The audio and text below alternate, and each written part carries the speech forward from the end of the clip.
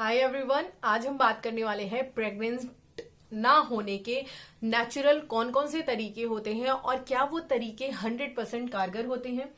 इन्हीं के बारे में पूरा डिटेल से बात करने वाले हैं। एक्चुअली मतलब इस टॉपिक पे वीडियो बनाने का एक तरह से कह लीजिए मेरा मन इसलिए बना क्योंकि मेरे पास इस तरह के 2-3 क्वेश्चन आए थे। एक तो ये था कि कोई मतलब यहाँ पर मैं नेम जो है वो नहीं यहाँ पे रिवील कर सकती हूँ। हमारी ही फैमिली मेंबर हैं, उन्होंने एक मैसेज किया था कि शायद वो प्रेग्नेंट थी और वो उनकी मतलब जिसे बोलते हैं उनकी मैरिज आई थिंक हुई थी या नहीं हुई थी, शायद हुई थी, लेकिन उन्हें बेबी नहीं चाहिए था तो उन्होंने कोई मेडिसिन ले ली थी, लेकिन उन्हें ब्लीडिंग स्टार्ट नहीं हो रही थी काफी टाइम तक। तो एक तो ये था।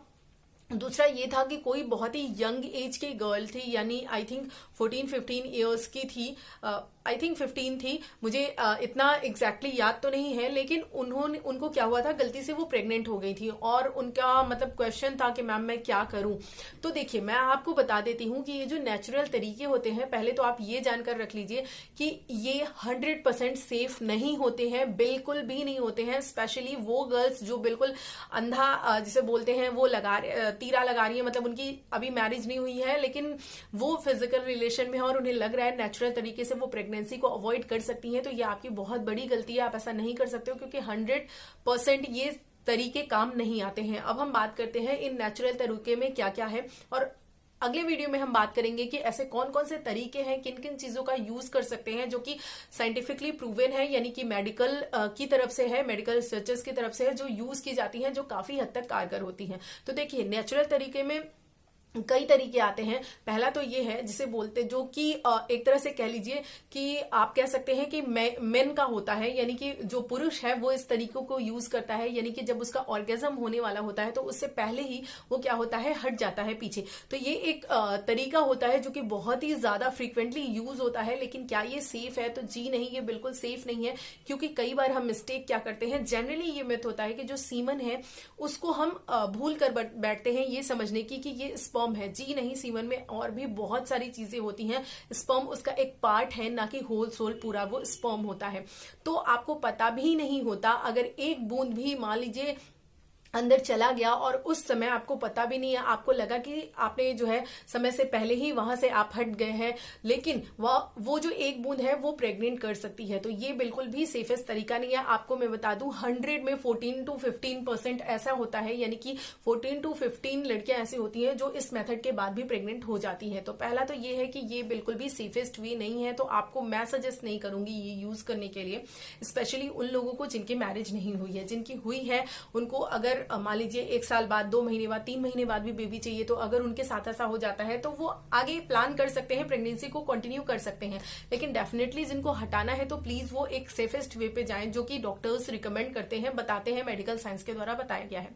तो ये जो मेथड है ये बिल्कुल भी सही नहीं है। दूसरा चीज ये है कि कई बार जब मैन को लगता है कि उनका ऑर्गेजम होने वाला है, उससे पहले ही कुछ ऑर्गेजम हो जाता है, जो कि वो एक तरह से कह लीजिए सही टाइमिंग को समझ नहीं पाते। तो ऐसा कई बार होता है जिसकी वजह से भी प्रेगनेंसी ठहर जाती है। तो ये जो फर्स्ट मेथड था जिसे बोलते हैं प्री इजैकुलेशन, ये मेथड 100% सही नहीं है। इसीलिए आपको जो है एक तरह से कह लीजिए कि ये नेचुरल तरीके पे आप 100% रिलाई नहीं कर सकते हैं। उसके बाद सेकेंड मेथड की बात करते हैं, जो कि लेडीज जनरली करती हैं। उनका ये मिथ है, उनका ये मानना है कि अगर रिलेशन के तुरंत बाद, यानी कि इमीडिएटली अगर वो अपने प्राइवेट पार्ट को क्लीन कर लेती हैं, यानी कि उसको साफ कर लेती हैं वाटर से, तो बहुत जिसे बोलते हैं उनको 100% ये श्योरिटी हो जाती है कि अब प्रेगनेंसी नहीं ठहरेगी। तो जी नहीं, ये भी एक बहुत बड़ा मिथ है, क्योंकि जब तक आप अपने बेडरूम से या जहां से भी क्लीन करने के एरिया तक जाते हो, तब तक वो बहुत बड़ा टाइम होता है स्पर्म को आपके जिसे बोलते हैं फैलोपियन ट्यूब तक पहुंचने के लिए। उसको कुछ एक सेकंड्स ही चाहिए होते हैं, क्योंकि उसकी स्पीड बहुत ज्यादा तेज होती है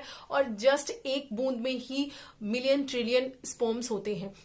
तो आप अंदाजा भी नहीं लगा सकते, जब तक आप सोचोगे, जब तक आप अवेयर होगे, तब तक आपका जो स्पर्म है वो एग से मिल गया होगा या वहां तक फैलोपियन ट्यूब तक पहुंच गया होगा। तो ये जो आप तरीका सोच रहे हैं। दूसरी चीज ये है कि आप अगर वॉश करती हैं तो वहां से सीमन निकलता है बाहर, सीमन बाहर आता है, ना कि स्पर्म पूरा का पूरा वापस आता है। अगर एक भी स्पर्म है तो वो आपको इनफ है प्रेग्नेंट बनाने के लिए। तो अगर आप ये सोच रहे हैं। दूसरी चीज, अगर आप फ्लो के साथ वॉश कर रही हैं जिसे बोलते हैं, तो वो और हेल्प करता है है स्पर्म को आगे जाने के लिए, ना कि उसको बाहर ले आने के लिए।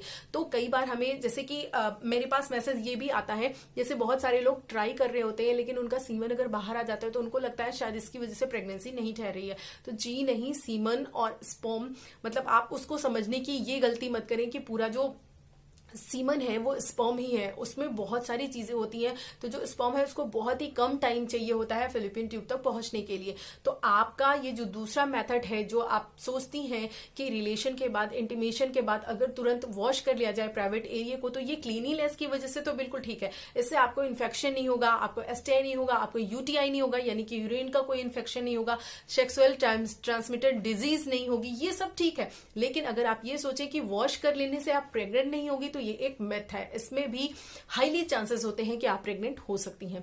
तो ये 2 केसेस आपके बन गए, 2 मैंने बता दिया जो कि नेचुरल तरीका जो कि यूज किया जाता है, लेकिन ये 100% प्रूफ नहीं है कि ये आपको प्रेग्नेंट होने से रोकेगा।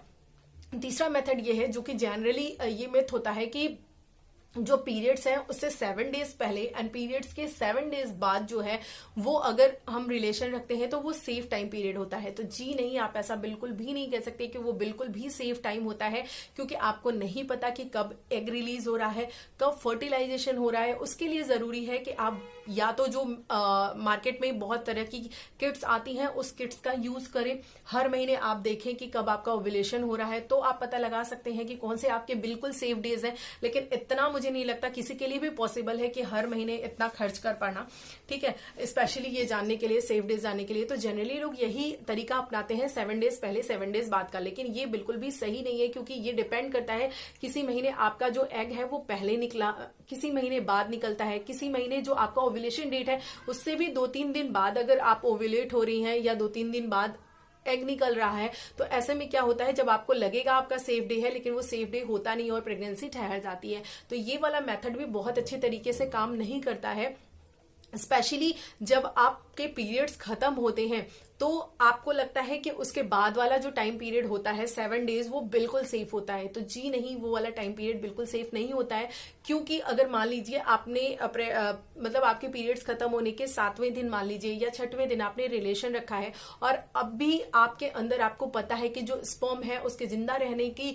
जो टाइम पीरियड होती है वो 4 to 5 डेज होती है। तो 4 to 5 डेज भी अगर वो जिंदा है तो आराम से वो 12-14 दिन तक रह सकता है, ठीक है। 12-14 दिन तक, 15 दिन तक अगर वो वहां पर है और उस समय एग रिलीज होता है तो आपको लगेगा मैंने तो उस समय पे रिलेशन बनाया था लेकिन अभी मैं कैसे प्रेग्नेंट हो गई। क्यों? क्योंकि वहां पर ऑलरेडी स्पर्म पहले से था और एग जब आया तो दोनों का फर्टिलाइजेशन हो जाता है। इसीलिए वो तो बिल्कुल भी आपका सेफेस्ट डे नहीं होता है। अगर आपको इसके बारे में जानना ही है तो आप डॉक्टर से जाकर मिलिए। और हर मंथ ये चेंज होता है, क्योंकि आपकी पीरियड डेट अगर थोड़ी भी 1-2 दिन भी इधर उधर होती है तो ये आपका चेंज होता रहेगा। तो इसको भी आप अपना 100% सेफेस्ट डे नहीं मान सकते। अगर आपको बहुत सेफ समझना है तो जो कि मतलब मेरे डॉक्टर ने मुझे बताया था वो ये था कि जब आपके पीरियड्स आने वाले हैं, मान लीजिए कि आपके पीरियड्स 17 तारीख को आने वाले हैं, अभी नेक्स्ट आप 17 तारीख को एक्सपेक्ट कर रही हैं, तो उस पीरियड आने के जो 3 से 4 दिन पहले का टाइम होता है ना, वो बिल्कुल सेफ माना जा सकता है, क्योंकि उस समय तक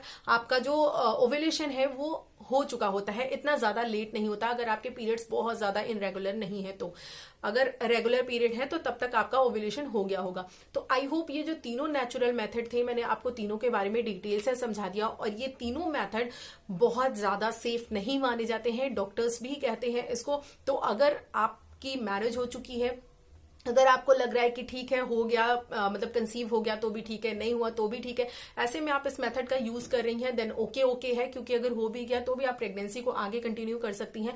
लेकिन इन केस अगर मान लीजिए आपकी मैरिज नहीं हुई है और आप अभी भी रिलेशन में हैं, मतलब जिसे एक तरह से कह सकते हैं कि आप फिजिकली एक्टिव हैं, तो ऐसे केसेस में आप जो है ये जो नेचुरल मेथड्स हैं इनकी तरफ ना जाएं तो ही बेहतर होगा। क्योंकि मैं नहीं चाहती कि मतलब जैसा मेरे पास एक मैसेज आया था वैसा मैं और सुनूं, क्योंकि सच में बहुत बुरा लगता है इस तरह के मैसेजेस, इस तरह के कमेंट आप लोगों के पढ़ के, क्योंकि आप पहले गलतियां कर देते हो फिर बाद में आप बहुत ज्यादा परेशान होते हो। तो इसीलिए जो है थोड़ा सा पहली बात तो बहुत ध्यान रखकर बहुत संयम से जीवन में चलना है, ठीक है। आप पर्सनल मैं आपको कमेंट नहीं कर रही हूं, लेकिन पर्सनली आपका तरीका है, आप लाइफ को कैसे जीते हो, क्या पसंद करते हो, लेकिन फिर भी एक जिसे बोलते हैं ना, लाइफ में हमेशा एक समझ के साथ चलना चाहिए कि जो कर रहे हैं उसका परिणाम क्या हो सकता है। तो इसको सोच समझकर ही डिसीजन लीजिएगा, मैं आपको यही सजेस्ट करूंगी। मैं वो जो मैसेज था ना उसको पढ़कर ही मुझे लगा कि नहीं, एक बार इस पे बात करनी चाहिए, क्योंकि अवेयरनेस फैलाना, लोगों को जानकारी देना बहुत ज्यादा जरूरी है। क्योंकि इस चीजों में, मतलब ये जो चीजें मैंने अभी आपको डील की बताई, इसमें बहुत ज्यादा मिथ है, स्पेशली गांव एरिया में तो बहुत ज्यादा इस पे लेकर के मिथ है। लोगों को लगता है कि ये 100% सेफ चीज है, तो ये बिल्कुल भी सेफ नहीं है। ये सारी चीजें जो है ये मैंने पूरा रिसर्च करके, डॉक्टर से बात करके आपको बताई है। तो आपको अगर 100% स्टिक होना है तो फिर आप मेडिकल जो चीजें आई हुई हैं, जिनके बारे में डॉक्टर भी प्रेस्क्राइब करते हैं, डॉक्टर भी सजेस्ट करते हैं, उन्हीं पे आप जा सकते हैं। आई होप चीजें आप लोगों को समझ में आ गई होंगी। जो जानकारी मैंने आप लोगों को देने की कोशिश की है वो आप लोगों को अगर अच्छी लगी हो, समझ में आई हो, तो वीडियो को लाइक जरूर कर दीजिएगा, चैनल को सब्सक्राइब कर लीजिएगा, इस वीडियो को शेयर कर दीजिएगा, ताकि इस तरह जो लोग भी, जिनके अंदर भी ये मिथ हो, जिनके अंदर इस जानकारी की कमी है, जो अभी भी नेचुरल तरीकों को बहुत ज्यादा मतलब एक तरह से रिलाई कर रहे हैं, उस पर विश्वास कर रहे हैं और उसी पे चल रहे हैं, और उनको एक तरह से कह लीजिए कि बाद में दिक्कत उठानी पड़ रही है, तो उन तक ये जानकारी पहुंच जाए, इसके लिए जरूरी है कि आप इसको शेयर कर दीजिएगा। मिलूंगी अगले वीडियो में, तब तक के लिए bye bye and take care. I hope चीजें आप लोगों को समझ में आई होंगी। Thank you so much.